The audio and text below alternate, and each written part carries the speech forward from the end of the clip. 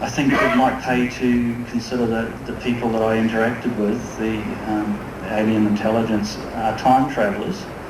And if you put that into perspective, maybe they had already known where I would be at a set date and were waiting for me.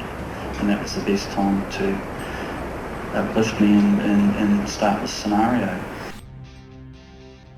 In February of 1989, Alec Newald began a routine 3-hour drive across New Zealand. So we go back to February of 1989, and I was living in Rotorua, which is a small tourist town to the south of Auckland, the main city in the North Island of New Zealand. A trip so ordinary it barely deserved a second thought. But when he arrived, his body was failing him. His watch was frozen at 10:30 a.m., and 10 full days of his life had vanished without a trace. No accident, no explanation. That I could have spent 10 days out of circulation without anyone in any way missing me. Just silence where memory should have been. What happens when time itself seems to erase you? And why would someone want those memories to stay buried? As Alec slowly remembered where he had been and who he had met, his story drew the attention of forces far more powerful than he ever imagined. The question is no longer, did something happen? But what are we being protected from, or prevented from knowing? The disappearance. It started on a foggy Monday morning. Alec Newald left his hometown of Rotorua and headed north toward Auckland, a journey of about 200 kilometers through the New Zealand countryside. The fog was thick that day, so he drove slower than usual, careful on the winding roads. At some point during that drive, everything changed. His vision blurred. The steering wheel began to vibrate in his hands. Time itself seemed to slow down, stretching like taffy until reality simply stopped making sense. The steering wheel locked, the car moved on its own, and then Alec Newald was gone. The next thing he remembers is arriving in Auckland feeling completely disoriented. His body felt foreign to him. He sat in a restaurant watching other people eat, trying to remember the basic mechanics of using utensils. His watch had stopped. His car's clock had stopped at the exact same moment. Both froze at 10:30 in the morning. When he finally made it to bed that night, he assumed exhaustion had played tricks on his mind. Everything would be normal in the morning, except it wasn't. The first thing he learned when he woke up was that it wasn't Tuesday. It was Thursday. And when I sorted out what was happening in Auckland, I think it was a Thursday, and I couldn't quite figure out what had happened to the Monday and the Tuesday and the Wednesday. It was only sort of a week later I realised there was another week before that missing as well, so it was fairly dramatic. And not the Thursday of that same week. It was Thursday of the following week. Somehow, impossibly, 10 entire days had been erased from his existence. In the days that followed, Alec was plagued by recurring nightmares, splitting headaches, and a sense of wrongness he couldn't shake. His car began malfunctioning constantly, so he sold it cheap just to be rid of it. When he cleaned out his belongings from the vehicle, he found 2 strange crystals of pyrite, fool's gold, that he had no memory of acquiring. He also found his sketchbook filled with drawings and symbols he didn't remember creating. Strange geometric patterns. Alien-looking figures. Writing in a language he had never seen before. He tossed the sketchbook on his desk and tried to forget about the whole thing. But forgetting was about to become impossible. The men who came knocking. A few days later, 2 men appeared at Alec's door. They claimed to be scientists from the Department of Scientific and Industrial Research. One was a New Zealander. The other had a British accent and carried 2 identification cards, one from DSR and another from the Royal Institute for International Affairs. These guys, when he flashed an identification card, it was a DSIR. DSIR was the Department of Scientific and Industrial Research. They asked about his car. They asked about his trip. They asked questions that seemed to have nothing to do with science. When Alec told them he had sold the car, their disappointment was visible. They left but promised to return. Feeling paranoid, Alec moved to a new apartment without telling anyone his new address. It didn't matter. Weeks later, the same 2 men were standing at his new door, asking more questions with an intensity that bordered on threatening. Alec told them he had nothing more to say. He asked them to leave and never come back. That night, when he returned home from work, he immediately sensed that something was wrong. Someone had been inside his apartment. Everything looked the same except for two things. The pyrite crystals were gone, and several pages had been torn from his sketchbook, the pages with the strangest drawings and symbols. Alec thought that would be the end of it. They got what they wanted. Now they would leave him alone. But that was when the real strangeness began, because that was when Alec Newald started to remember. The memories return. At first they came as dreams, vivid, persistent dreams that felt more like memories than imagination. Every night brought new fragments, sounds, images, feelings. Conversations in a language that bypassed words entirely. Alec began keeping a notebook beside his bed, writing down everything he could remember the moment he woke up. And slowly, piece by piece, the puzzle of those missing 10 days began to assemble itself.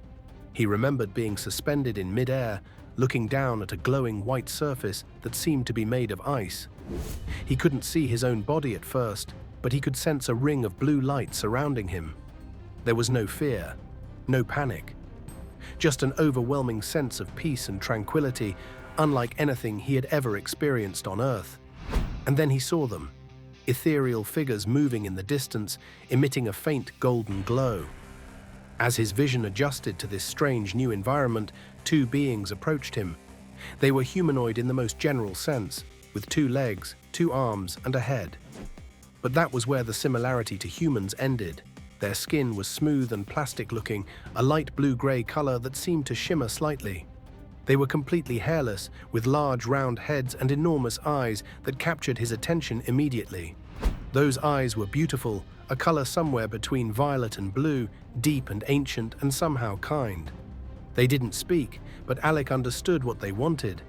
He was meant to follow them, and for reasons he couldn't explain, he trusted them completely. The light ship.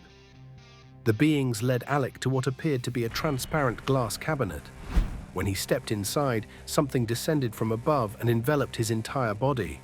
When he looked down, he saw that he too had acquired a blue-gray bodysuit, identical to what the beings wore.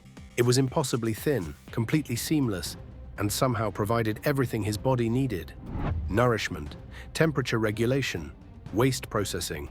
While wearing it, he would never need to eat, drink, or use a bathroom. Still wearing blue suits, these biosuits we'd been fitted with for survival and for space travel, especially interdimensional travel. The suit was more than clothing. It was a complete life support system that made his physical needs obsolete.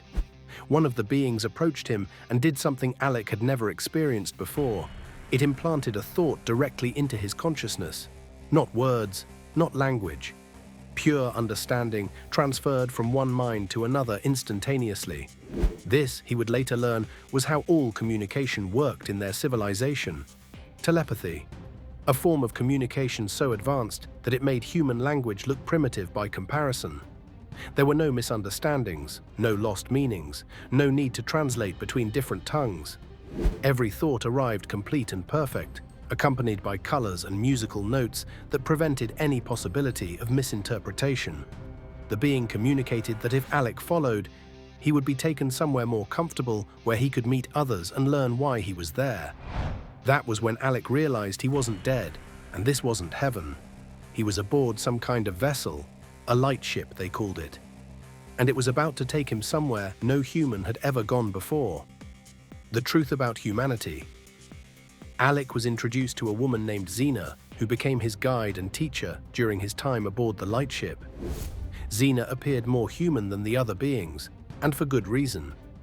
She explained that she was a hybrid, part of an ongoing program to blend human and alien DNA.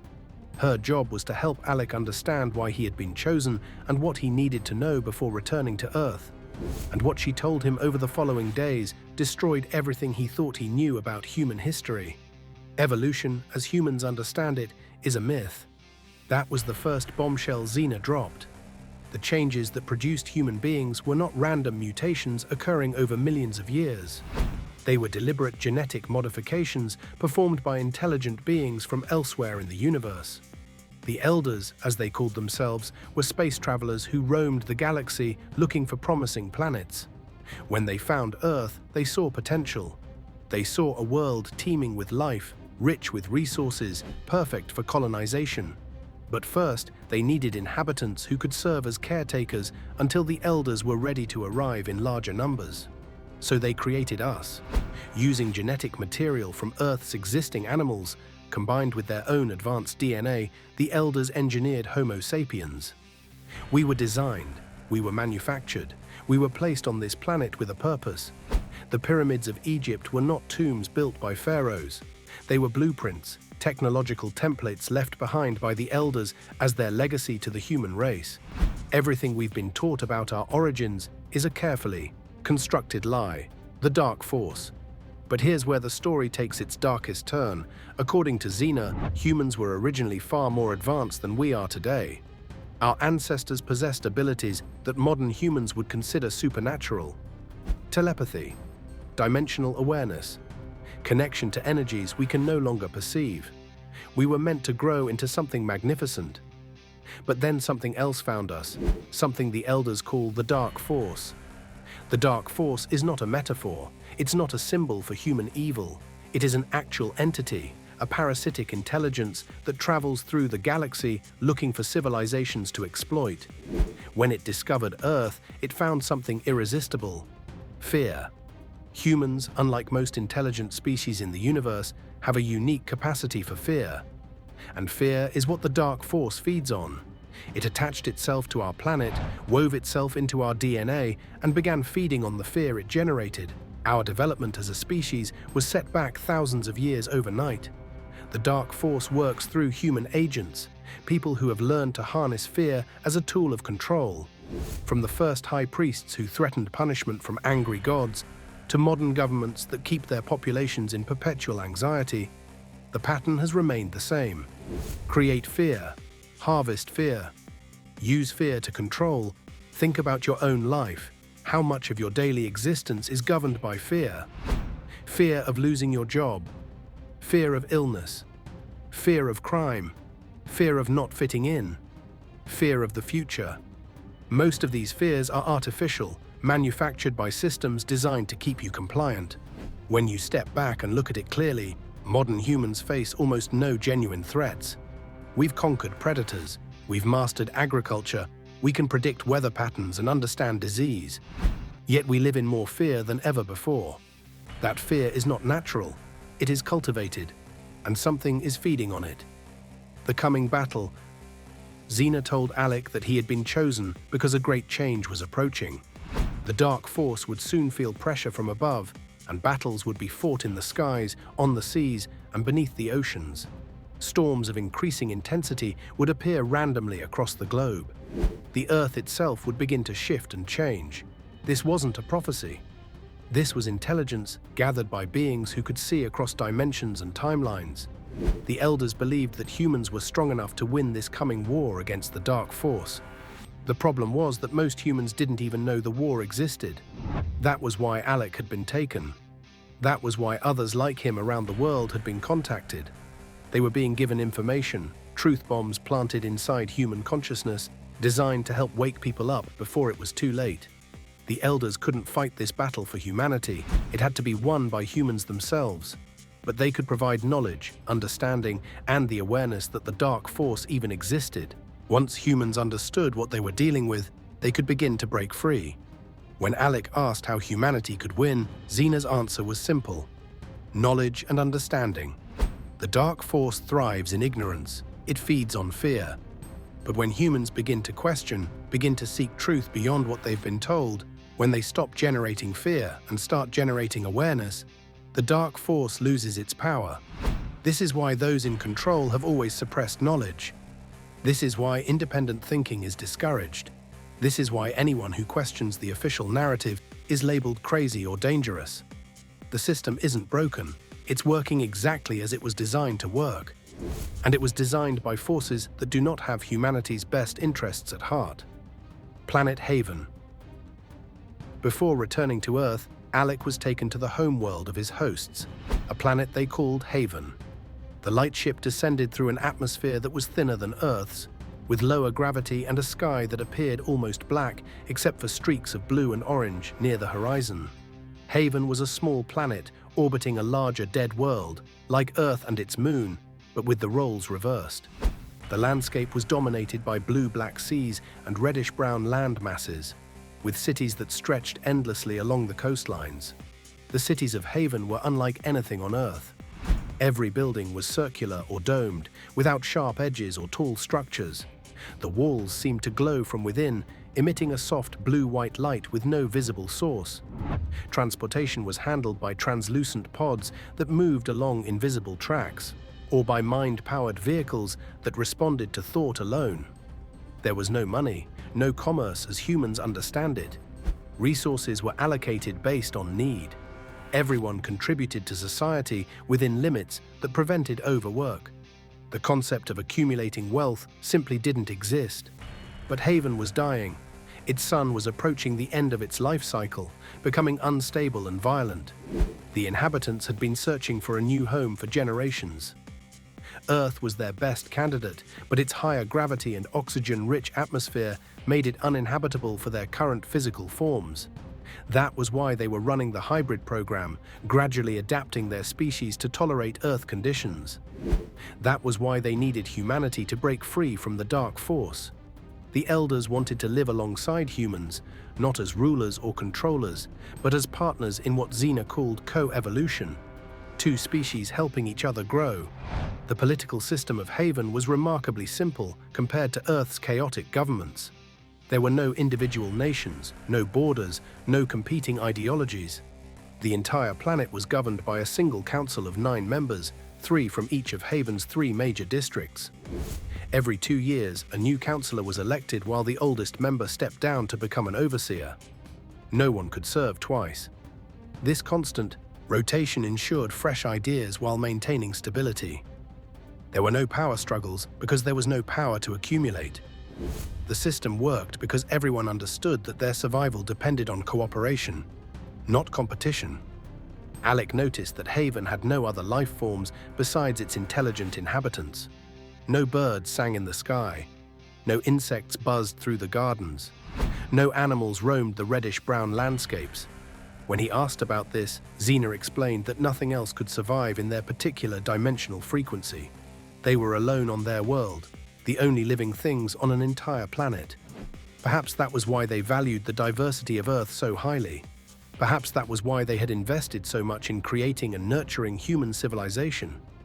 Earth represented not just a new home, but a new kind of existence, one filled with the teeming abundance of life that Haven had never known. The forgotten history. During his time on Haven, Alec was given access to their historical archives. What he discovered there shattered his understanding of Earth's past. According to Haven's records, approximately 12,000 years ago, Earth did not have its current moon. It had a different companion, a small habitable planet that orbited much closer. That planet was Haven itself. Earth and Haven were once partners in the same orbital dance. Their civilizations connected, their peoples related by blood and history. Something catastrophic happened 12,000 years ago that separated the two worlds. Haven was thrown into another dimension, arriving at its current location around a different star system. The mechanism of how this happened remained unclear to Alec, as it would have required far more time to study than his 10-day visit allowed. But the implications were staggering. The Great Flood that appears in the myths of every ancient civilization, the sudden disappearance of advanced prehistoric societies, the mysterious gap in human development, all of it could be explained by this one cosmic event.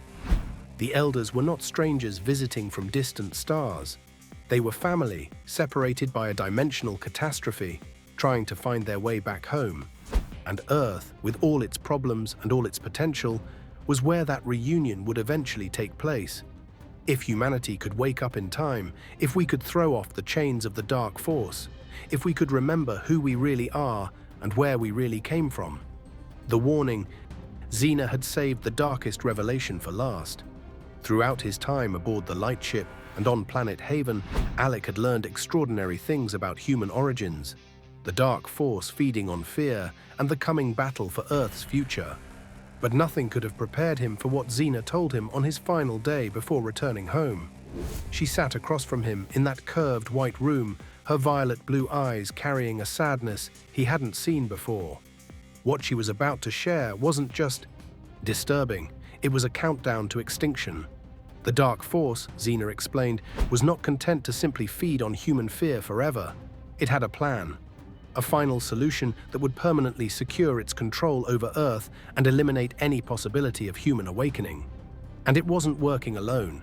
Deep within the shadows of human civilization, powerful individuals had made deals with entities that most people believed were fiction. These human collaborators had sold out their own species in exchange for positions of power that would survive the coming catastrophe. They walked among ordinary people every day, wearing suits, attending meetings, making decisions that shaped the lives of billions. And they were helping to engineer humanity's replacement. The collaborators were working with another alien species known as the Greys. Unlike the Elders who created humanity with care and purpose, the Greys were opportunists, parasites who had aligned themselves with the Dark Force long ago. Together with compromised human scientists in underground facilities that officially didn't exist, they were building something terrifying, a new breed of human, modified at the genetic level, designed to be more compliant, more fearful, more easily controlled, but most importantly, designed to be resistant to certain engineered pathogens that would be lethal to everyone else. The plan was elegant in its horror. First, perfect the new human prototype. Make sure the hybrids could survive and reproduce in Earth's environment. Then, when the replacement population was ready, release the viruses. Not all at once. That would be too obvious. Instead, waves of engineered diseases would sweep across the planet over decades. Each wave would seem natural, a new flu strain, an emerging pathogen, a mysterious illness that baffled doctors. The old humans, the ones with the original DNA that still carried the potential for awakening, would die off generation by generation. The new humans, docile and obedient and permanently locked in fear, would inherit the Earth, and the Dark Force would feed forever. Alec felt his blood turn cold as Xena continued. This wasn't some distant future scenario. The groundwork had already been laid. Facilities were operational, prototypes existed. Viruses were being tested. The Elders had been conducting their own investigations, and what they found suggested the timeline was measured in decades, not centuries. Some of the preliminary tests had already been run on unsuspecting human populations. Diseases that appeared from nowhere killed thousands, then mysteriously vanished. Each one was a trial run, a calibration of the final weapon. But here was the part that gave Alec hope. The plan had a fatal weakness. It required humanity to remain asleep. It required the fear to keep flowing. If enough humans woke up, if enough people stopped generating fear and started generating awareness, the Dark Force would starve. Its human collaborators would be exposed. The Greys would lose their partners, and the entire extinction plan would collapse. That was why Alec had been taken. That was why others around the world had been contacted.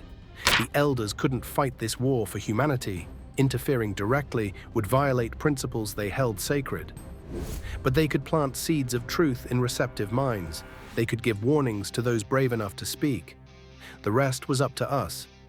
Xena told Alec that he would face resistance when he returned. Powerful people would try to silence him. He would be mocked and monitored.